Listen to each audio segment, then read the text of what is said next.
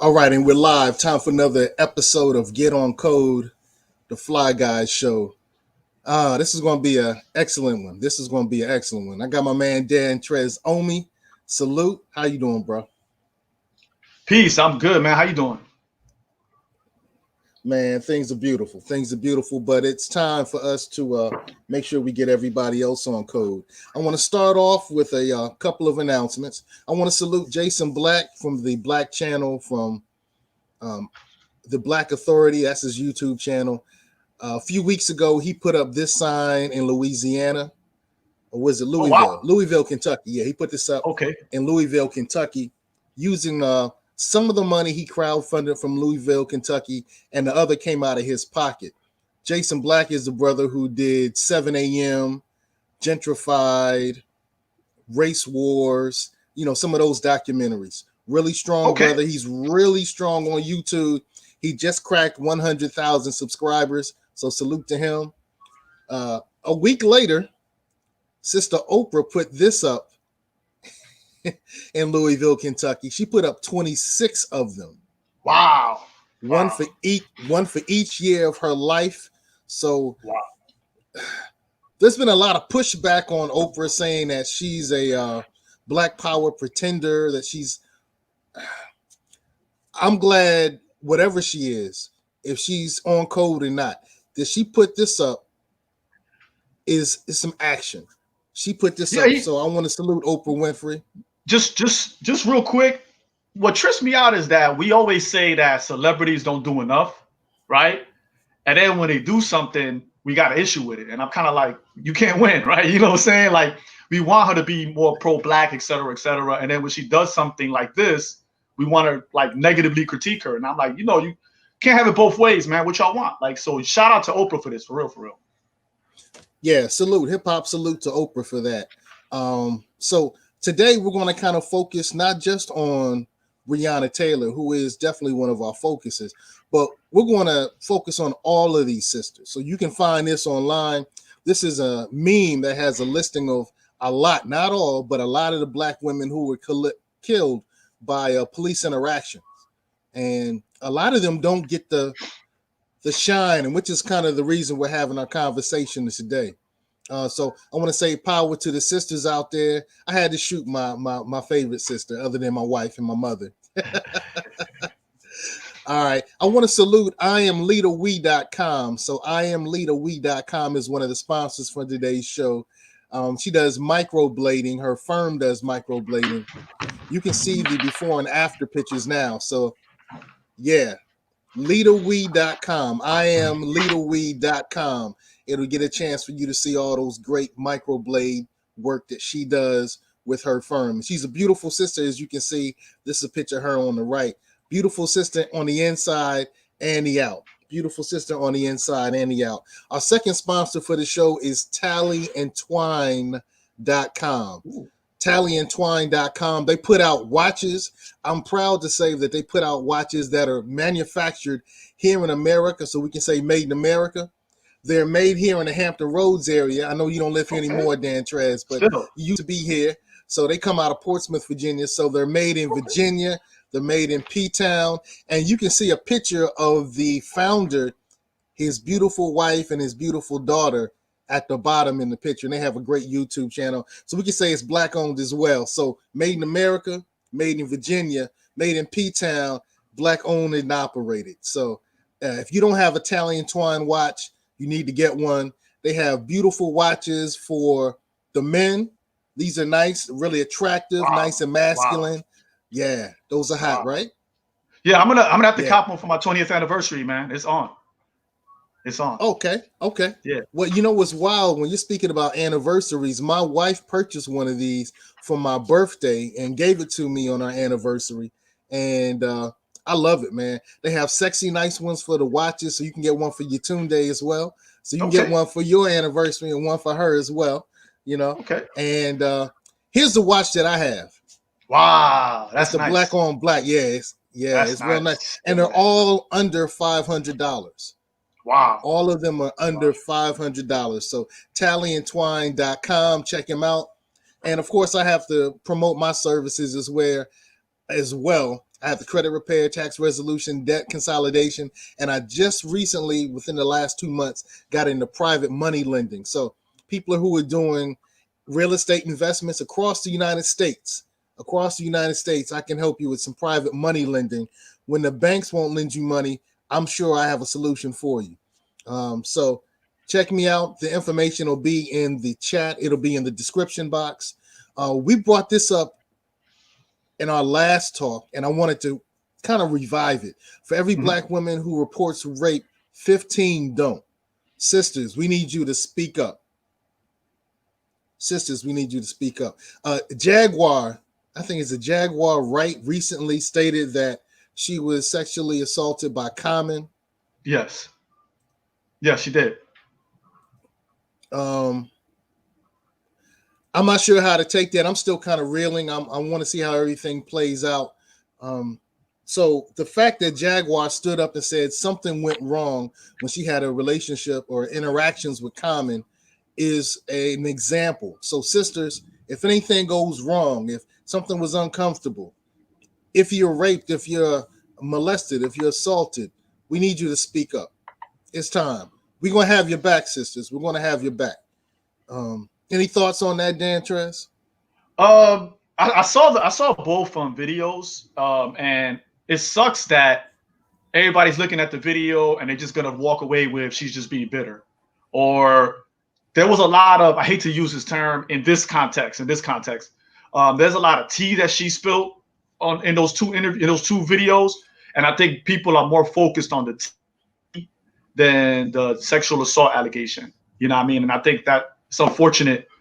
So I'm going to say that, yes, sisters do report it, but brothers, we need to make it safe for sisters to report it.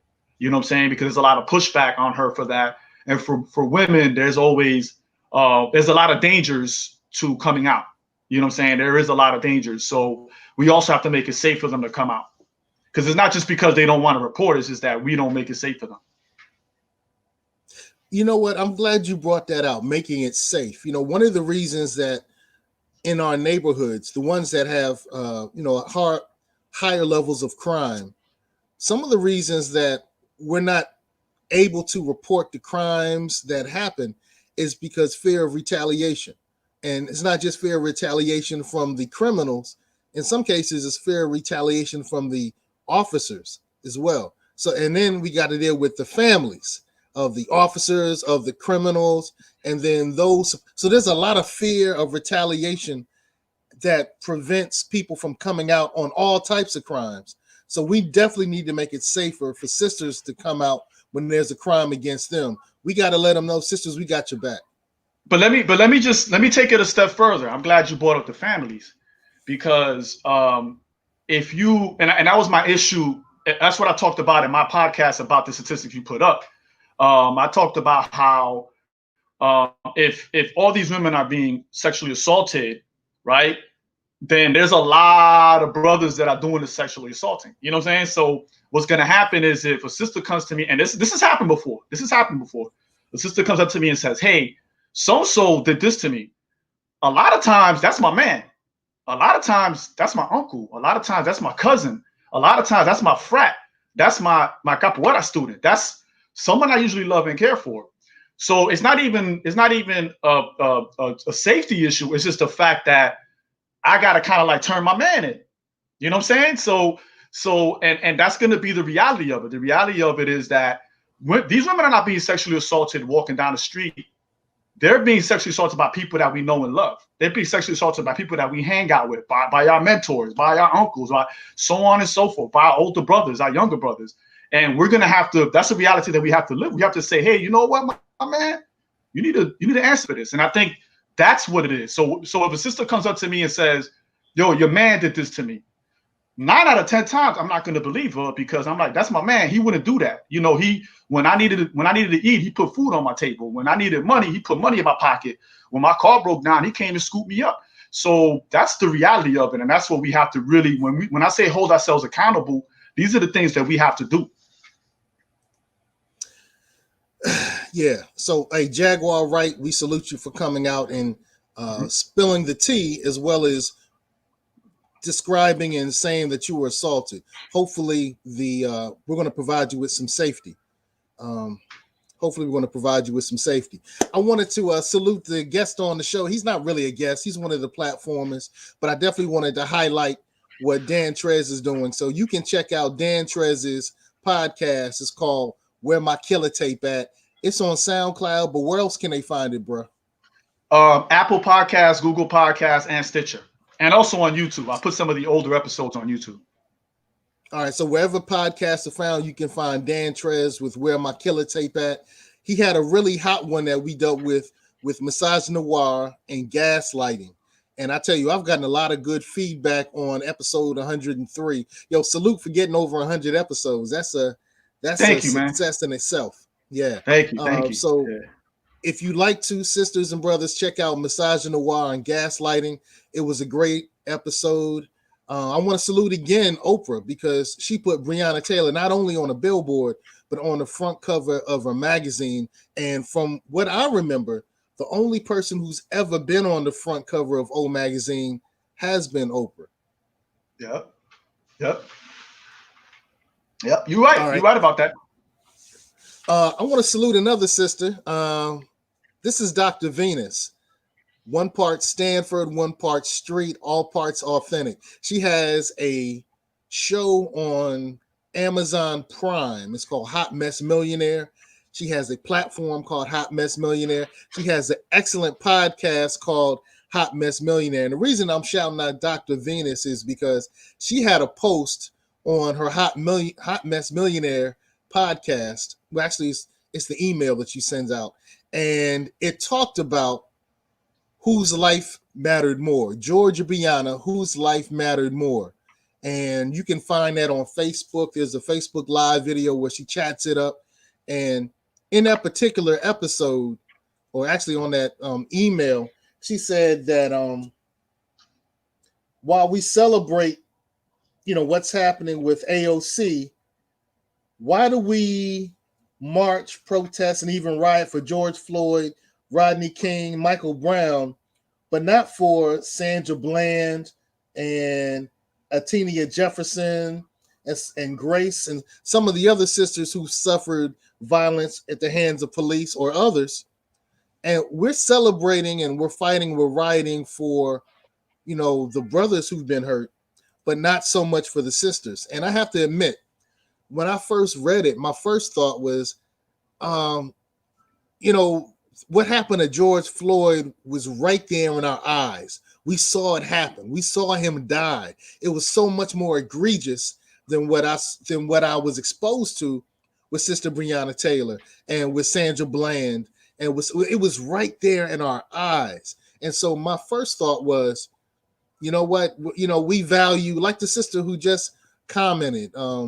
She said that both lives mattered as much. What's the sister's name? TJ Garr. She said both lives mattered. No one is more valued than the others, period.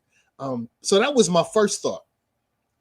And as I thought about it over the weekend, man, I have to admit that I started thinking, maybe in this patriarchal society that we live in, we do have a greater value when brothers get hurt than when sisters get hurt. So I'm asking, do we value our sisters? And Dan Tres, one of the reasons that we have you on here today, not only because, we're brothers from the same cloth, but you have a really progressive view on the patriarchy. You've kind of informed me on that area.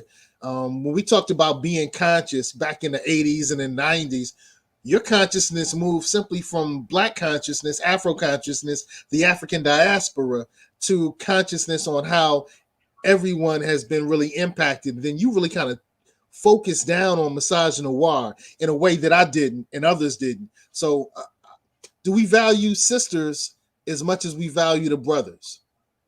No, we don't. No, we don't. Unfortunately, I wish we could say that to be true. And the part that hurts me the most is that, in the conscious community, we always verbally revered our sisters. We called them queens. We held them up. We talked about Hatshepsut. We talked about Queen Nzinga. We talked about Yas and Tewa. We talked about Harriet Tubman. We bigged up all these women, but we actually didn't really revere Black women in general, right? And we have this dichotomy. In the conscious community, we always had this dichotomy where you either a queen or you're a hoe. And we didn't value everybody that didn't fit the standard of being a queen. So if you wasn't Yas and Tewa, if you wasn't Queen Nzinga, we did, unless it was our mothers, of course, right? Unless it was our mothers and our wives, we generally didn't really respect women. And it hurts because women have been telling me this for years, like, oh, y'all don't really respect women. You know, when I was single and I was in the conscious community, I dated a lot of women who weren't quote unquote conscious, and they would tell me that. They would say, oh, you know, y'all brothers don't really, y'all really don't respect women. Y'all really don't respect women. And I used to be like, that's not true, because, for example, I know Seko and I know his dad, and they respect women. You know what I mean? I know, you know, this brother here and this brother, they respect women. And yeah, you know what y'all do? Generally y'all did on a level, but collectively we didn't. You know what I'm saying? If they didn't meet this particular criteria, we discarded them. And it took me a long time to realize that, even though women told me this every day. It took me a long time to realize that, and it sucks that it wasn't until I got older and was like, oh man, you know what? You're right. We don't value. You know, Aiyana Jones, that young child, excuse me, when she was killed, they were filming a show of that show Cops. You know what I mean? And because she got killed in that instance, in that police raid, they never aired that episode. You know, so there is footage of her being killed in that house. You know, we'll just never see it.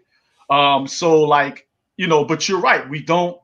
She's right, Dr. You know, shout out to Dr. Venus, by the way. Her podcast is dope. She's right. We don't go out in the street for our sisters. We've gone out to the street. Matter of fact, last night in Chicago, there was an uprising. There was another police murder of a brother. We have gone out and rioted for brothers that we didn't have any video footage for. You know what I'm saying? We didn't have any, and we went out there and rioted. And I don't want to say riot. We rose up against police brutality. Right. Yes, uprising. So like we've done that before without there being a video. You know. You know, and when I look back at things, man, because, you know, you and I have been involved with, you know, conscious thought, conscious movement since late 80s, you know. Yes. All right, so I remember when I first started studying the lessons, you know, the lessons of the nations and gods and earth, the solar facts and, you know, the supreme alphabet and those types of information.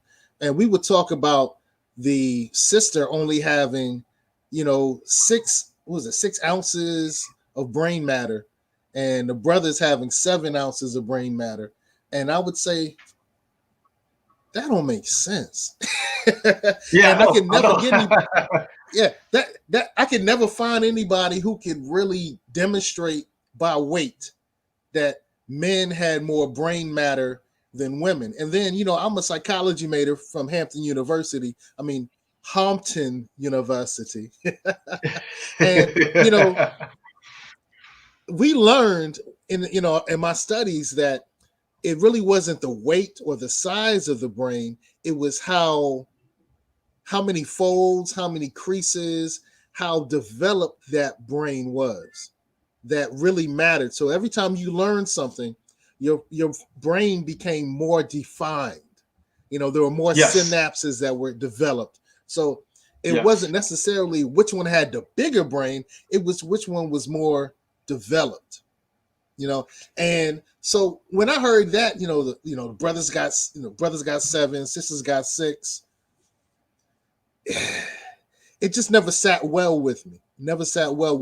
When we looked at our leaders, I have to admit, man, I had an easier time learning from the conscious roster, and I had an easier time digesting the information from Dr. Africa and from Dr. Sebi than I did from Queen Afua.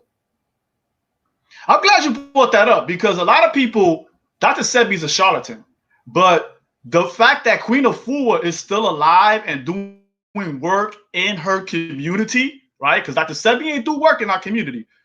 The fact that she's still alive and she still does work in our community and nobody talks about her is just proof positive that we don't care about sisters. We don't. We say we do, but we don't. You know, she's still alive. She's still putting in work. She influenced a lot of people to change their lifestyle. She's still helping people out. She's still being a doula. She's doing all those things right now as we speak, and no one brings her up. No one. Yeah, so I started checking, man, and I think that I do have, when it comes to learning, when it comes to looking for leadership, I do trend more masculine than I do Mm-hmm. feminine. You know, I look for that, and I guess in many ways I'm looking for an example of manhood or greater examples of manhood because I'm on that manhood, stronger manhood trail. So I don't know if that's devaluing sisters or it's just that I'm more oriented towards looking for something that's going to help me become a better man. And I'm not sure if, Queen of Fua's information or the presentation, I'm struggling with that, bro. I admit I'm struggling with that. So when I'm looking I at, mean, go ahead, bro. but here we go. But here we go. But like her first book, Heal Thyself, is written for all of us. Don't get me wrong. Yeah. Her second book is written directly specifically for women. First book, Heal Thyself, is written for all of us. You know what I mean? And I don't, I know a lot of people that have that in their library, but they never bring her up. Shout out to the late great Dr. Layla Africa, but Queen of also did work too, and we can't devalue her work. You know what I'm saying? Because we do it all the time by not mentioning it. So I mean, that's just an example. This is one example. There's so many sisters that are out there who do the work, and they do the work for us. They don't just do the work for women. They do the work for our community, and we completely just ignore their work.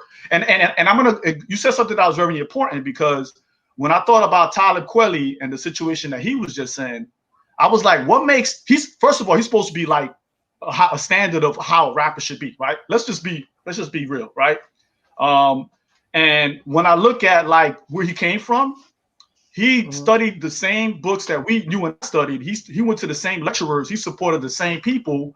But what was it what made him do what he just did? And a lot of it is we are oriented not to read works by women. We are oriented to look at leaders as only men. We're raised that way.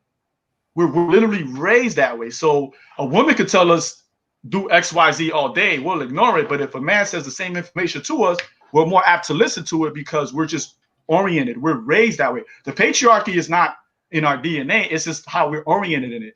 That's how we're raised in it. We're trained that way to just like, if a woman tells us, but if a man tells us, we're like, yeah, he said it right. You know what I'm saying? A good example would be the election for Georgia. I think it was last year for the gubernatorial election, and the sister ran. Abrams, she ran, right? And she came out and was like, hey, this stuff was rigged. This whole election was rigged, right? And if we paid attention to her last year, we probably wouldn't be in this situation now where this election is being rigged, literally in our faces, right? So like, it's just an example of how, a woman comes out, black woman, especially a dark-skinned black woman, right? It's a dark-skinned black woman. We're definitely not gonna pay attention to her. And we saw that just happen. We literally just seen it happen. And she wasn't giving information specifically towards women. She was giving information for the entire electorate, black, white, woman, gay, whatever, for the whole electorate. And we just was like, whatever, and kept it moving. Yeah, and I'm not saying that I was a fan of Stacey Abrams. I thought that there were some areas where she was just part of the machine, but I think you're bringing up some good points, because I may have just minimized the truth that she told because I thought she's just part of the machine. Hey, I want to shout out the good sister Chioma Duka Griffin. She says Hotep. Yeah, I am a Hotep. Same here. Yeah. And she also, this sister started the minority barter exchange. So here in the Hampton Roads and Virginia area. And so in all of Virginia, if you own a business, you can barter your services through her platform with another business. So, in this economy, it's interesting that more of us are moving towards barter. But here's the secret sauce. People who are wealthy have been bartering for generations. That's one of those strategies that keeps wealth within a family, keeps wealth within a certain organization, keeps wealth within a certain group, is the ability to barter. If I can barter with you, Dan Tres, I can hold on to my money I've earned, and I don't have to spend that money outside of my community because I can barter with you. Now, if I can't barter, I can spend with you. So, but the barter exchange is something I wanted to salute. Let's go back to this sister's message. Both lives matter. No one is more valued than the other. Is that the way that we've, and I say we've, I'm talking about the community at large, particularly those of us of African descent. Is that the way that we've responded to Breonna Taylor's murder? No, we have it. Again, we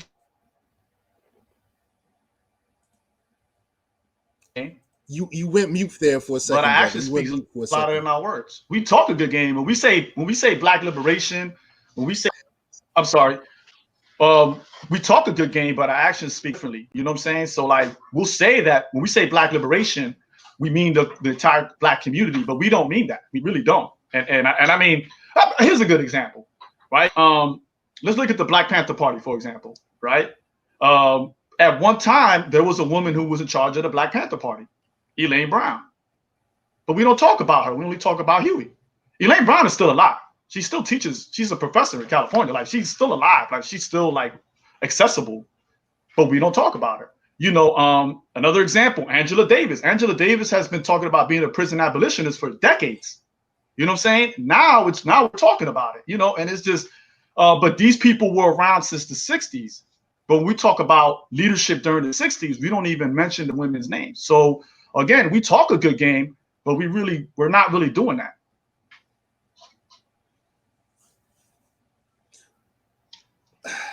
So you're saying that our actions show that we value one over the other. So correct. What should our actions be to kind of bring more equality? You know, using one of our 5% terms to bring back equality. Have the same energy, right? Have the same energy. Like, let's not even, I'm gonna give you, here's the best example I can give you. We always say arrest Breonna Taylor's killers. We don't mention their name. We can't even do that extra effort. We can't even do that extra effort to arrest these dudes right here. I'm gonna be honest, I don't even know their names. You know what I'm saying? So like, that's either. just that one thing. We can't even do that. You know what I'm saying? Like, we can't even do that. We just say Breonna Taylor's killers. You know what I'm saying? Like, we can't, like, when I notice when people do artwork, they'll put like all the brothers that have been killed, but they won't even put the sisters that have been killed. You know what I'm saying? Like, and it's just those small little things to me demonstrate that we don't. You know what I'm saying? When I hear people mention names, they'll say George Floyd, they'll go all the way down to Rodney King, but they won't say Breonna Taylor, they won't say Sandra Bland, they won't say Tyisha Miller, they won't say any of those names. And that's something that just those little things, I mean, oh my God, just those little things will make a difference. But we just got to have the same energy. Again, Aiyana Jones, that happened a long time ago, and we still haven't seen none of those officers even been suspended for that situation. You know what I'm saying? And it's just like, wow, like no one took to the streets about that.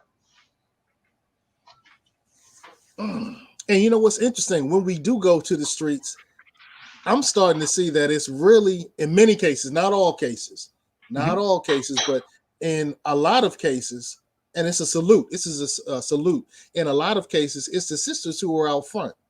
Yes. It's the sisters who are out front. Consistently. I was just going through a lot of, I've been going through a lot of the images of the uprising, and salute to the protesters, power to the protesters. But almost in every one of these beautiful pictures, it's the sisters who are out front. You know, so this is a sister in the middle.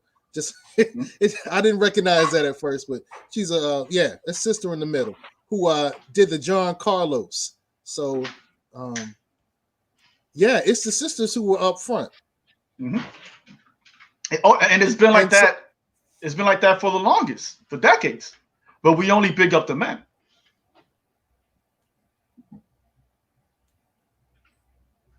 Right? We only big up the men. And all of these, and you spoke about Angela Davis. Mm-hmm. Do we salute her because we would consider her attractive? Because I know there are others that we don't. Other women we don't salute as much as we salute Angela Davis. She talked about that. She talked about how because she's light skinned and considered more attractive, we big her up more than the other sisters. She talked about that. She did talk about that.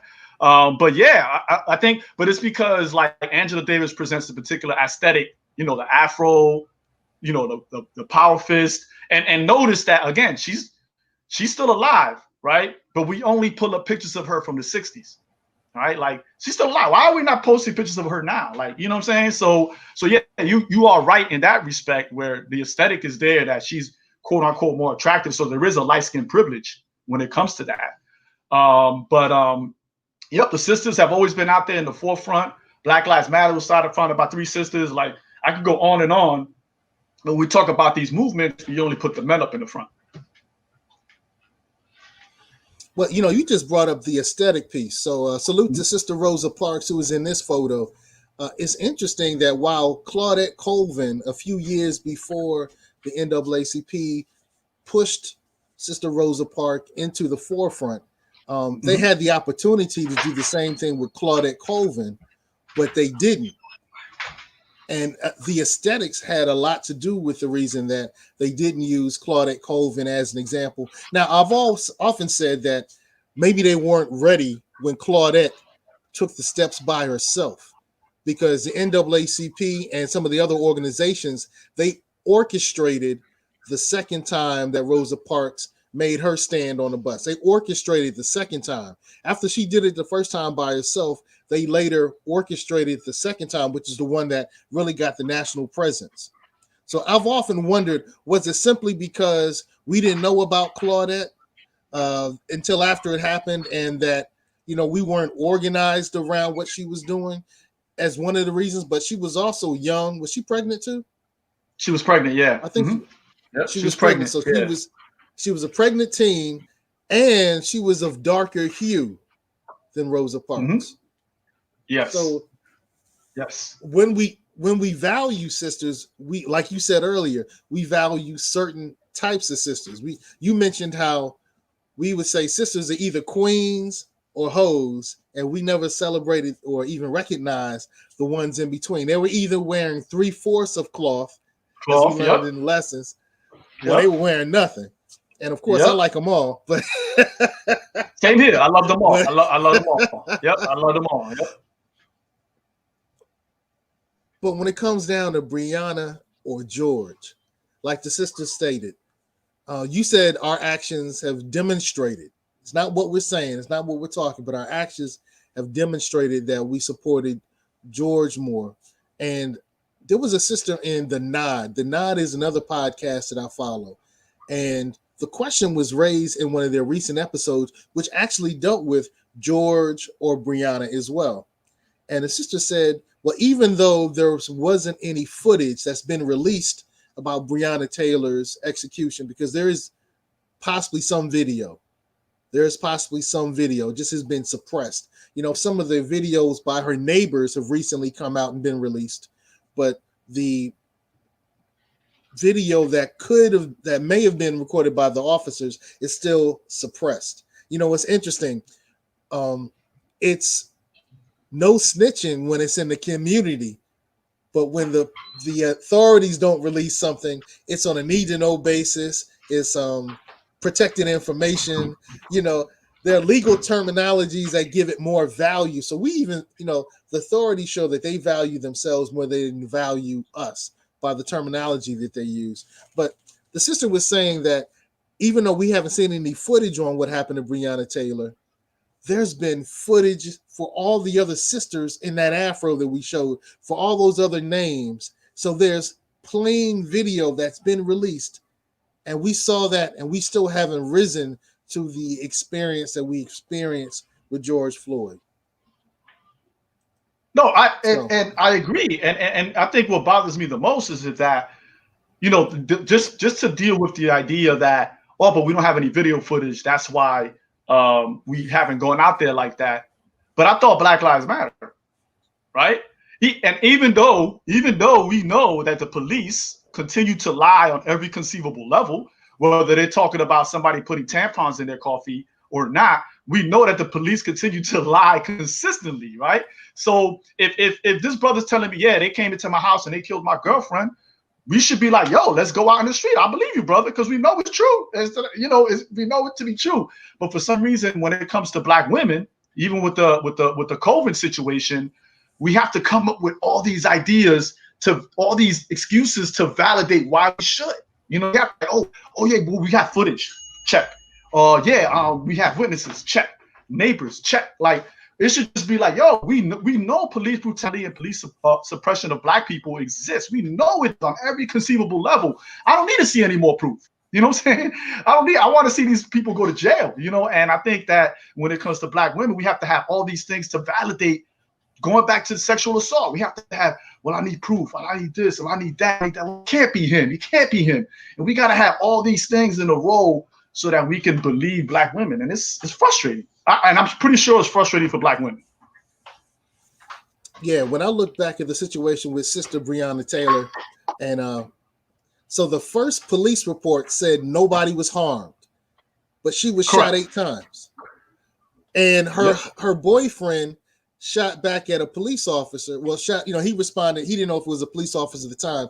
He protected his life and the life of his girlfriend, and one police officer was harmed. So they stated there were no injuries, even though an officer was harmed, and she was shot 8 times and killed. In that same police report, it stated that there was no forced entry, but they used a battering ram. Yep. Remember, it's the wrong address. They went into the wrong address. So, and then let me just say this. There's new audio that shows that she was still alive and they didn't give her medical assistance. So we have that. There's an audio footage for that. I didn't listen to it because I didn't want to. That's triggering. But there's audio footage that she was still alive after they shot her, but they didn't give her medical attention. Right. Not only audio, her boyfriend called 911. And at that time, if I remember correctly, I might be off, but that was during the time she was having her last breaths. So she was alive for at least 5 minutes after she was shot. The police officer received support and medical attention from his fellow officers. And she didn't get any attempt from the fellow officers until 20 minutes later. They took care of them. They protect and served themselves. They didn't protect and serve her.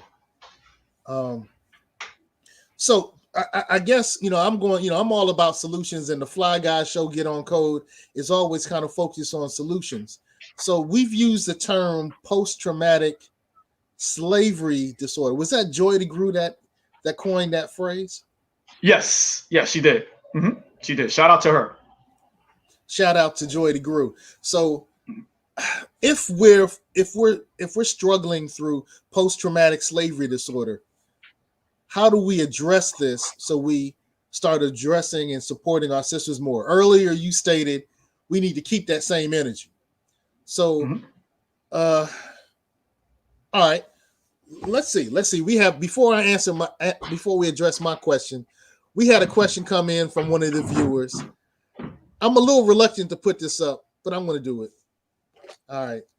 What sort of response would be appropriate and or most effective, respectively? Because rioting seems disorganized and reflexive, albeit understandable. Also, marching is akin to some similar cathartic release we potentially receive from rioting, and thereby equally non-effective in delivering important changes. All right, that was kind of worded interestingly, but let me break it down. So he's saying, what response would be best? He's saying that the uprising seemed disorganized. I don't use the term rioting because the uprising seemed disorganized, although understandable. And marching also seems like it's a response, a release, a cathartic release. He's looking for what would be the most effective response. Well, I'm sorry, he, she, or they. I mean, whomever. So Dan Tres, you get the first crack at answering the question. Okay. What would be the most effective response? Do you agree that the uprising seems unorganized, and do you think that marching is ineffective as well? All of our responses are effective. All of them. And one thing I've learned, when it comes to the struggle, we need everybody on board. And what I mean by that is there's different lanes, right? So like, shout out to Chioma, right? She has the Minority Barter Exchange. Dope response. You know what I mean? We have people out there marching. Dope response. Because there are people out there that I can't march. I'm too old for that, right?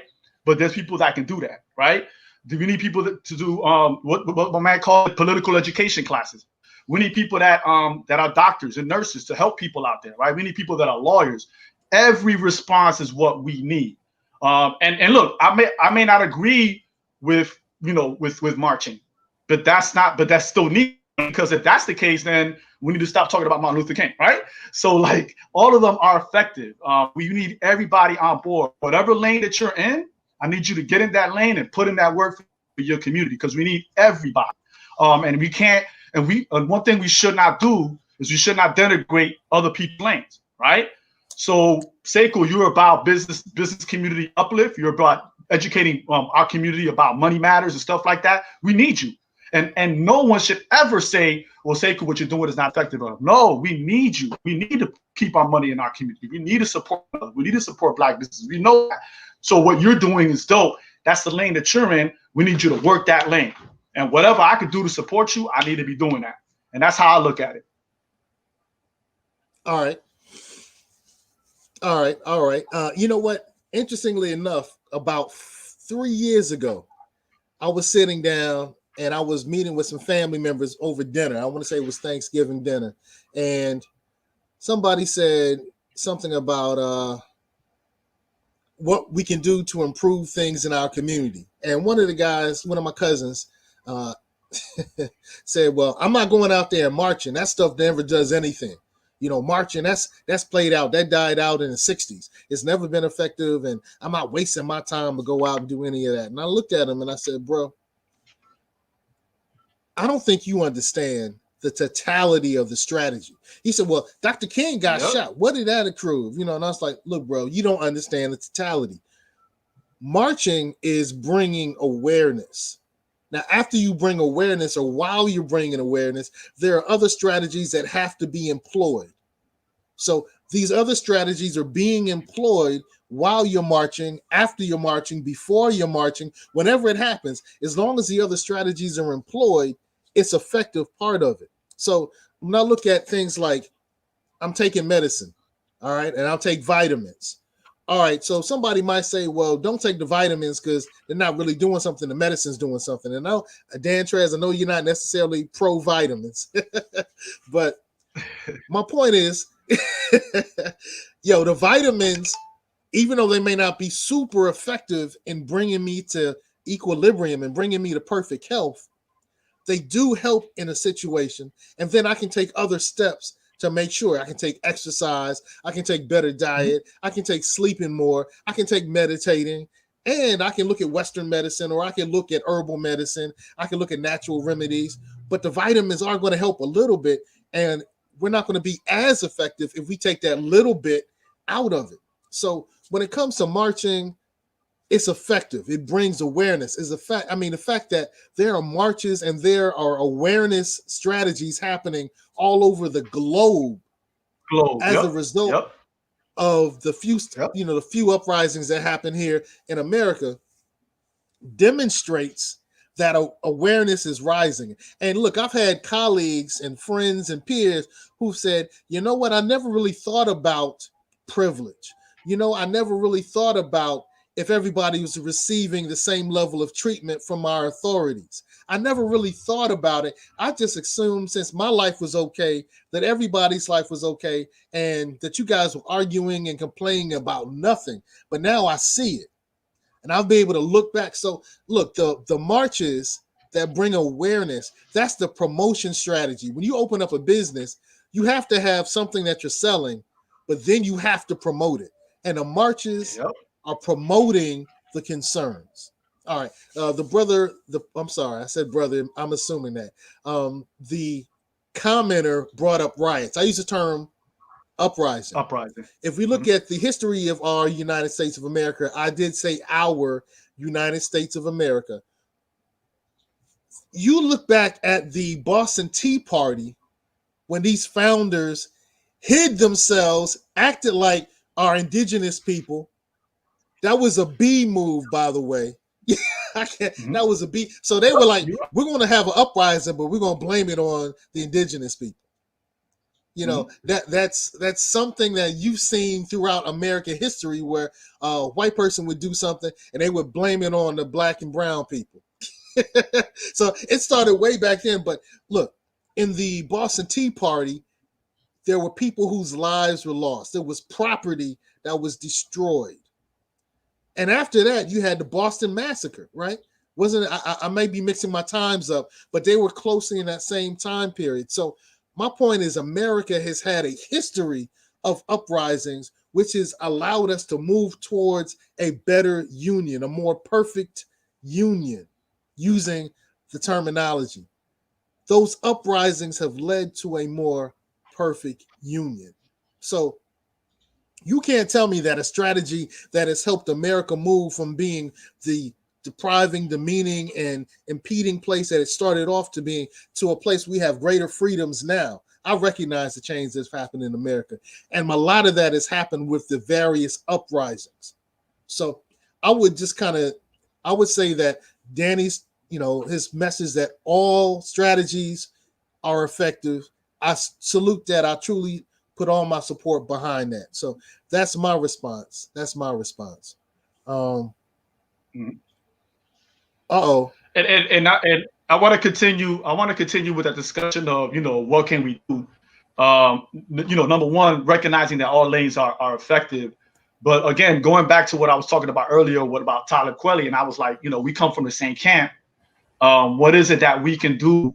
So that we, not saying that it's going to end it, but so we could really, really respect our sisters. Is that I noticed that when I look at the literature that we read, we rarely read books by sisters, right? Whether we talk about, Dr. Ben, whether we talk about, Destruction of Black Civilization by Chancellor Williams. It's all these books that we've all read. Like I could go to LA, I could go to Houston, and everybody in the conscious community, we've all read the same books, right? We all have them in our libraries. We all went to the same lectures. But we rarely do that for the sisters. So we need to start reading. I said this in the other podcast with you. We need to read more literature by Black women. We really, really do. Like we know about W.E.B. Du Bois, but we don't know about Anna Julia Cooper, right? Well, you know what I'm saying? Like she's very important to that discussion between him and Booker T. Washington, right? So we need to read more literature like that in our mental diet. We really do. I wanted to bring up some of our viewer questions and viewer comments. If marching was effective when Dr. King did it, we would need to march now. I would say, and I'll respond first, and then I'll get your response on this comment. Thank you for the commenter. We were marching for something different at that time. And now, were all the problems that our community faced from the outside addressed during the civil rights movement? I would say no. But your statement, if marching was effective when Dr. King did it, we wouldn't need to do it now. That's like saying I did a whole year of exercising on a daily basis, and I was in the best health, of my best health of my life, so I shouldn't have to do it now. And if you don't keep moving those muscles, you're going to become weaker. Also, well, your response, Dan Tres, what's your response to that statement? If marching was effective when Dr. King did it, we wouldn't need to do it now. I'm hip hop diplomat, and when I say hip hop diplomat, that's an official title that the State Department gave me. I'm not making that up. Because of hip hop, I had the chance to travel the world, right? Because of the work, I had a chance to travel the world, and I've been in places. I've been in what you would call third world countries, and guess what? A lot of them say I was inspired by Dr. King. The civil rights movement inspired me, or the civil rights movement inspired our movement. I've read Dr. King's books. I did this, I did that, I did this. And I'm like, oh, wow. So they're out there in the street putting, because of people like Dr. King, because of people like Ella Baker, because like they were inspired by that. So if it's inspiring people on the other side of the world that can't even speak English, You know what I'm saying? It's not effective because people around the world are using those tactics. People are inspired by his words. People are inspired by his actions, and they're doing it and they're making change. It may not come as fast as we want it to come. I know a lot of times we feel like if I burn this all right now, that change is going to come tomorrow. Change doesn't work like that. You know what I'm saying? It just doesn't. So we just have to be just a little bit more patient. But at the same time, I'm not going to say that things haven't changed. Things have changed. Things really have changed. And we really have to recognize that. And that's because of work that's been put in before us by our ancestors. Hey, I want to respond to Wolfpack 8706. He says, even Dr. King realized protesting was working. I hope that's what he meant to say. Even Dr. King realized, I'm going to put a D on the end, protesting was working. Now, I actually think he meant to say was not or wasn't working. I think that's, that's the pushback that I feel for some reason. So if he's saying it was working, salute that. If he's saying that it wasn't working, Dr. King and the NAACP and SNCC and all the other groups that were involved were employing multiple strategies. For some reason, we often just focus on the march, but there were multiple strategies that were happening. Voting rights happened simply, not simply, but in addition to the marching that was happening, he negotiated with that president. He negotiated with that president to make sure that we had the right to vote. All right. That was a negotiation that happened. Right. And that president even said, if you want this to happen, make it happen. If you want this to happen, make it happen. So some of the strategy was using the marches to make it happen. And interestingly enough, that president who was a Democrat, I can't think of the name. I don't want to say the wrong name and get shamed for saying the wrong name. Dr. King and others were conservatives and even Republicans. And he said, look, if you guys bring everybody together and show us that we got to do this, we'll give you the right to vote. And, I want you to make sure that, the people realize it's the Democrats that gave you the right to vote. Now, personally, I'm an independent. I don't like either one of them. But it's interesting that the point was it wasn't just the marches, but marching was part of that strategy that led to the voting rights bill. All right. So a brother says we got a bad analogy. Yeah. And I want to emphasize that. I'm a historian. So like I have the benefit of hindsight, right? I can go back and say, well, the civil rights movement, there were some things that they missed. And yes, a lot of things that they missed, and we can say they missed this and fix it now. Like say, okay, this is what we need to focus on. We need to change our message. We need to change how we promote it. Except I agree 100%. But to say that it's not effective, to say that, I completely disagree with that. And history around the world has shown otherwise. And let me just say this about voting, and I hate to jump ahead. If voting didn't work, why do white people do so much to repress the black vote? That's the first question I ask people. Like, why, if it wasn't effective, why do they go through so many hoops to keep black people from voting? And I can give you examples from the top to the bottom. And that's one thing. That's why I was like, why do you always want to do that? If white people have an issue with it, that means that there's something that we need to vote. We need to get out there and vote. So when I hear that, I tell people, there's a reason why there's so much voter suppression, especially when it comes to black people. Right. And Danny's responding to a message that says power is not in voting. If it was, we would have had to vote to get to vote. Let me read that again because I think I messed it. Power is not in voting. If it was, we would have had to vote to get to vote. Well, you know what? I don't disagree with that. I don't think that total power is in voting. And I've said that numerous times. This must be a new viewer. He probably hasn't watched a lot of our content before because we do talk about the empowerment that comes with voting. We talk about the empowerment that comes from restricting and withdrawing your voting. We also talked about empowerment in so many other ways. So look, I get powers from my batteries, and I have AA and AAA batteries. I get power from my connection to the electrical system coming through my house. I get power when I get in my car and there's a battery in my car. I get power when I go out in the sunlight. I get power when I eat the right food. So I get power from a lot of different places. And we get power from a lot of different places, not just voting. I agree that. So look, man, we've almost hit that hour time period.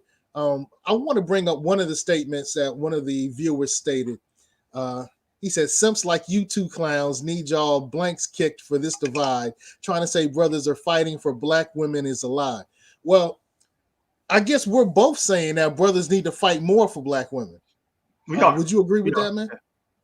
That's exactly what I mean. That's exactly what I mean. Yep. And you know what? If that's what makes me a simp, then I guess I'm a simp. You know what I'm saying? Like, I'm gonna just say this to you, Wolfpack, and you can take it however you want. Anybody that pulls up on me with the AVI that has like a picture, and then they have a name that's like, I don't know what it is, you an op. That means you're the opposition. So like you probably work for the man. So because if you was real, you probably have your picture up there, and whatever your name that goes back to you. So that's all I'm gonna say right there. And yes, if that makes me a simp. If loving and supporting black women makes me a simp, then I'm the biggest simp of the year. Put my face in the dictionary. God stuff, good stuff. God stuff, good stuff. All right. How do we address it? That's one of the things that we didn't really go as far in depth because we kind of got off on some side conversations, which were all relevant. So we said by keeping that same energy, what are some specific things that we can do to demonstrate that we value both George and Breonna Taylor's life? And I'm just using them as avatars. You know, we know that there were thousands of others that we could put up here, hundreds of others, tens of others we could put up here and say we value their lives more. And now we need to value them as equally.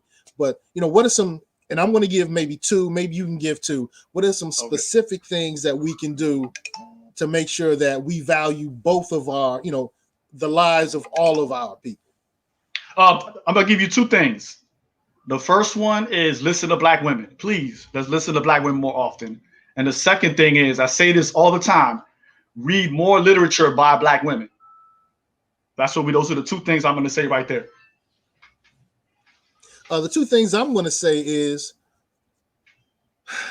we have people who are fighting to make sure that the lives are avenged for George Floyd and for Breonna Taylor. Put some money behind those folk and take the same amount of money and put them behind both of them. So if it's the people who are going out there protesting, give $10 to each group, you know, and I'm just using that as an example, but I'm saying take the resources you have and equally support the people who are fighting for a change. We want this change. Use your resources to equally fight for those who want change. That's number one. Number two is, you know, start questioning yourself. You know, when I brought this up with my wifey for lifey, she was like, "Nah, when I look at it, man, I thought that I saw George die. I didn't see Breonna die. So I had a more visceral response to seeing George die." And while I didn't disagree, a few days later, she came back and said, "You know, speaking as a woman, I do wonder sometimes if I get valued the same when I talk in meetings and when I share my thoughts. I wonder if I do get valued the most. And I wonder if that devaluing of women has shown itself in the way that we've responded." So the second thing I say is question yourself and see if maybe you're having a more energetic, you know, keep that same energy response to the male problems because we may, for whatever your reasons are, but do some introspection. So I would say take your resources and put them behind the people who are making change, and then do some good introspection to make sure you're always checking yourself. You know, like they said, you got to check yourself before you wreck yourself. Oh, what did Ice Cube say? Something I'll leave it. It's bad for your health. Yeah, we got to check ourselves, man. We got to check ourselves, man. That's what I would say. We got to check ourselves. We've had a couple of other comments. We can't get them on. Oh, that's interesting. The civil rights movement was just pacification, not power. And we could talk about that in another show because we're kind of getting off topic. You know what I mean? So we could talk about that in another show. So, you know. Yeah, we could talk about that in another show. Wow. So you've been watching the Fly Guy show. We just talked about some things that, that melanated men can start doing to address this. Actually, we could take those 4 strategies the 2 that you shared, the 2 that I shared, and I would say that's for all of us. I am your friend in financial freedom. If you need any help in these areas, get in contact with me. Dan Tres Omi has a great podcast I want you to all check out. So all over America, you can check out Dan Trez's podcast. All over America, I can help you with some of the solutions. And hey, man, let's give some power and some love to our sisters. All right, let's give some power and some love to our sisters. Shout out to the sister with the fro. I can't think of her name right now. She's one of my faves too. She's an artist, Dominican artist. Dominican, yeah. Oh, Amara La Negra. Yeah, Amara La Negra. Amara La Negra. Yeah. Yo, start watching her stuff. Well, if you like that type of stuff, I like that type of stuff. Salute to Rosa Parks, the ancestor Rosa Parks. Your works on this earth are still being hollowed, and there's still a sense of inspiration. So, hey, you've been watching the Fly Guy Show. Get on code, the Fly Guy Show. I'm Seko Varner with my brethren from another mother and father, Dan Tres Omi. Hey, we thank you for checking in. As we said, man, put some of your resources behind both of those situations because we need a solution. We need an end to both of those situations. All right. So, hey, thank you. Cool, love, and respect, brothers. It's good to get some love. All right, and with that,